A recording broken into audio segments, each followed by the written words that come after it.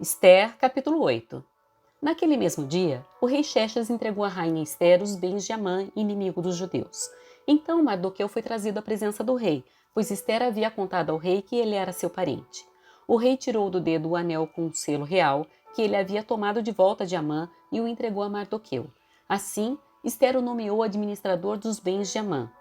Então Ester voltou a apresentar-se ao rei e, caindo a seus pés, suplicou com lágrimas que ele cancelasse o plano perverso de Amã, o agagita, contra os judeus. Mais uma vez, o rei estendeu o cetro de ouro para Ester. Ela se levantou e ficou em pé diante dele. Disse ela: Se parecer bem ao rei, se conto com o seu favor, se o rei considerar correto e se o tenho agradado, que seja publicado um decreto anulando as ordens de Amã, filho de Amedata o Agagita, para aniquilar os judeus em todas as províncias do rei.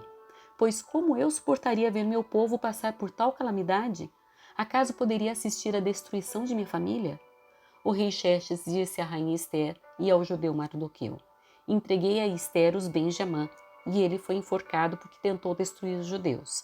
Agora, enviam aos judeus um decreto em nome do rei, dizendo o que vocês acharem melhor, e selem-no com o anel do rei. Lembrem-se, porém, de que o que já foi escrito em nome do rei e selado com seu anel não pode ser revogado. Assim, no dia 25 de junho, os secretários do rei foram convocados e um decreto foi redigido exatamente da forma como Mardoqueu ditou.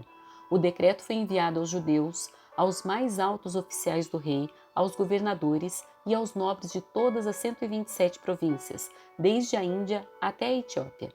As ordens foram redigidas na escrita e na língua de cada povo do império, incluindo as dos judeus. Mardoqueu escreveu o decreto em nome do rei Xerxes e o selou com o anel do rei. Enviou as cartas por mensageiros montados em cavalos velozes criados nas estrebarias do rei. O decreto do rei concedia aos judeus de todas as cidades autoridade para se reunirem e defenderem a própria vida.